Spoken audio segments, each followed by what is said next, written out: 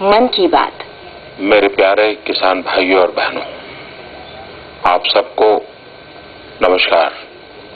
ये मेरा सौभाग्य है कि आज मुझे देश के दूर सुदूर गांवों में रहने वाले मेरे किसान भाइयों बहनों से बात करने का अवसर मिला है।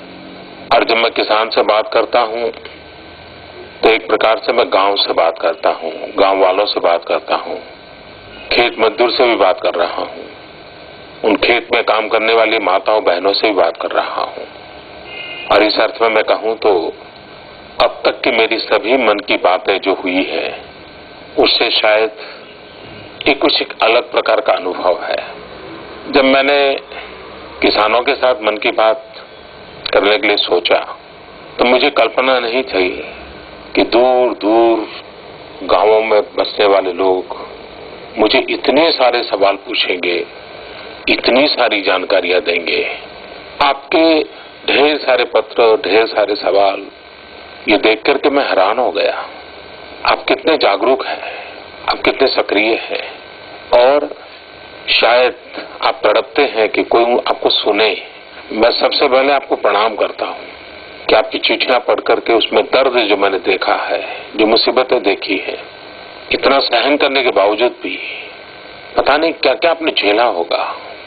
आपने मुझे तो चौंका दिया है, लेकिन मैं इस मन की बात का मेरे लिए एक प्रशिक्षण का, एक एजुकेशन का अवसर मानता हूं। और मेरे किसान भाइयों बहनों, मैं आपको विश्वास दिलाता हूं कि आपने जितनी बातें उठाई है, जितने सवाल पूछे हैं, जितने भिन्न भिन्न पहलुओं पर आपने बातें की है, मैं उन सब के विषय में पूरी सरकार में जागरूकता लाऊंगा, संवेदना लाऊंगा। मेरा गांव, मेरा गरीब, मेरा किसान भाई ऐसी स्थिति में उसको रहने के लिए मजबूर नहीं किया जा सकता। मैं तो हैरान हूं, किसानों ने खेती से संबंधित तो बातें लिखी है, लेकिन और भी कई विषय उन्होंने कहा है। गांव के दबांगों से कितनी परेशानियां हैं, माफियाओं से कितनी परेशानियां हैं, उसकी भी चर्चा की है। प्राकृतिक आपदा से आने वाली मुसीबतें तो ठीक है, लेकिन आसपास के छोटे मोटे व्यापारियों से भी मुसीबतें झेलनी पड़ रही है। किसी ने गांव में गंदे पानी पीना पड़ रहा है, उसकी चर्चा की है। किसी ने गांव में अपने पशुओं को रखने के लिए व्यवस्था की चिंता की है। किसी ने यहां तक कहा है कि पशु मर जाता है तो उसको हटाने का ही कोई प्रबंध नहीं होता, बीमारी फैल जाती है। यानी कितनी उपेक्षा हुई है। और आज मन की बात से शासन में बैठे हुए लोगों को एक कड़ा संदेश इससे मिल रहा है। हमें राज्य करने का अधिकार तब है जब हम इन छोटी छोटी बातों को भी ध्यान दें। ये सब पढ़ करके तो मुझे कभी कभी शर्मिंदगी महसूस होती थी कि हम लोगों ने क्या किया है। मेरे पास जवाब नहीं है क्यों किया है। हाँ, मेरे दिल को आपकी बातें छू गई है। मैं जरूर बदलाव के लिए प्रामाणिकता से प्रयास करूंगा और उसके सभी पहलुओं पर सरकार को जगाऊंगा, चेताऊंगा, दौड़ाऊंगा। मेरी कोशिश रहेगी, मैं विश्वास दिलाता हूं। मैं ये भी जानता हूं कि पिछले वर्ष बारिश कम हुई तो परेशानी तो थी ही थी। इस बार बेमौसमी बरसात हो गई, ओले गिरे। एक प्रकार से महाराष्ट्र से ऊपर सभी राज्यों में ये मुसीबत आई और हर कोने में किसान परेशान हो गया। छोटा किसान जो बेचारा इतनी कड़ी मेहनत करके साल भर अपनी जिंदगी गुजारा करता है, उसका तो सब कुछ तबाह हो गया है। मैं इस संकट की घड़ी में आपके साथ हूं। सरकार के मेरे सभी विभाग राज्यों के संपर्क में रह करके स्थिति का बारीकी से अध्ययन कर रहे हैं। मेरे मंत्री भी निकले हैं, हर राज्य की स्थिति का जायजा लेंगे। राज्य सरकारों को मैंने कहा है कि केंद्र और राज्य मिलकर के इन मुसीबत में फंसे हुए सभी किसान भाइयों बहनों को जितनी ज्यादा मदद कर सकते हो करें। मैं आपको विश्वास दिलाता हूं कि सरकार पूरी संवेदना के साथ आपकी इस संकट की घड़ी में आपको पूरी तत्परता से मदद करेगी। जितना हो सकता है उसको पूरा करने का प्रयास किया जाएगा। गांव के लोगों ने, किसानों ने कई मुद्दे उठाए हैं। सिंचाई की चिंता व्यापक नजर आती है। गांव में सड़क नहीं है, उसका भी आक्रोश है। खाद की कीमतें बढ़ रही हैं, उस पर भी किसान की नाराजगी है। बिजली नहीं मिल रही है, किसानों को ये भी चिंता है कि बच्चों को पढ़ाना है, अच्छी नौकरी मिले, ये भी उनकी इच्छा है, उसकी भी शिकायतें ही। माताओं बहनों की भी गांव में कहीं नशाखोरी हो रही है, उस पर अपना आक्रोश जताया है। कुछ ने तो अपने पति को तंबाकू खाने की आदत है, उस पर भी अपना रोष मुझे व्यक्त करके भेजा है। आपके दर्द को मैं समझ सकता हूँ।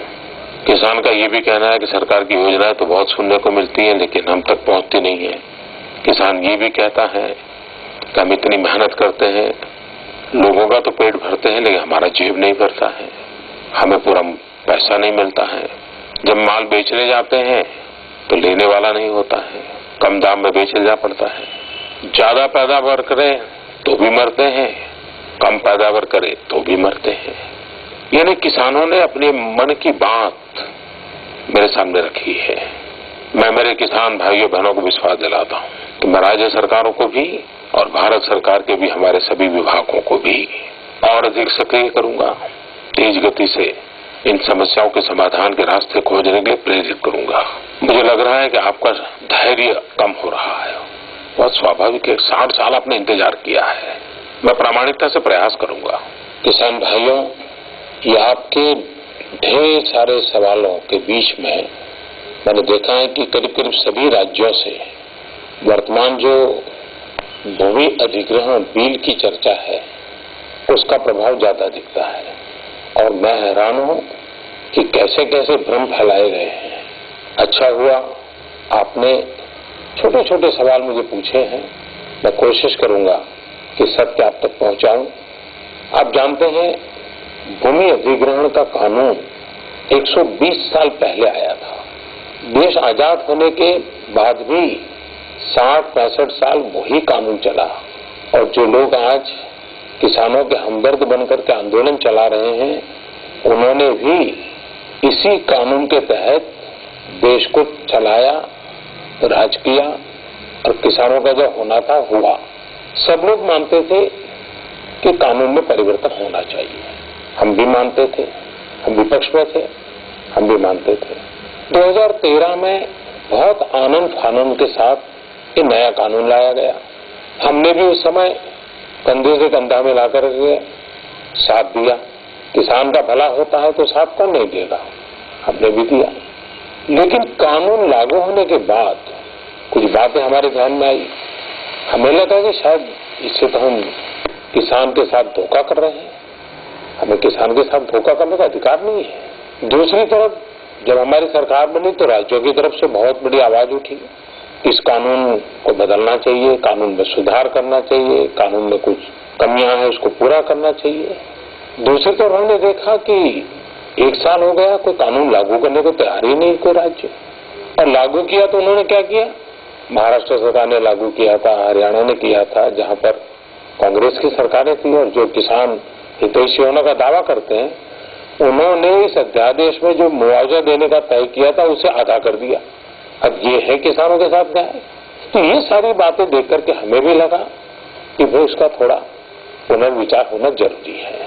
आनंद फानंद में कुछ कमियां रह जाती हैं, शायद इरादा गलत ना हो, लेकिन कमियां हैं तो उसको तो ठीक करनी चाहिए। और हमारा कोई आरोप नहीं है कि वो पुरानी सरकार क्या चाहती थी क्या नहीं चाहती थी।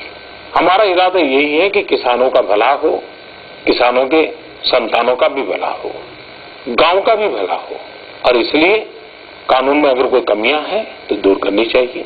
तो हमारा एक प्रामाणिक प्रयास कमियों को दूर करना है। अब एक सबसे बड़ी कमी मैं बताऊं, आपको भी जानकर के हैरानी होगी कि जितने लोग किसान हितैषी बनकर के इतने बड़ी भाषणबाजी कर रहे हैं, एक जवाब नहीं दे रहे। आपको मालूम है, अलग अलग प्रकार के हिंदुस्तान में 13 कानून ऐसे हैं जिसमें सबसे ज्यादा जमीन संपादित की जाती है, जैसे रेलवे, नेशनल हाईवे, खदान के काम। आपको मालूम है, पिछली सरकार के कानून में इन 13 चीजों को बाहर रखा गया है। बाहर रखने का मतलब ये है कि इन 13 प्रकार के कामों के लिए जो कि सबसे ज्यादा जमीन ली जाती है, उसमें किसानों को वही मुआवजा मिलेगा जो पहले वाले कानून से मिलता था।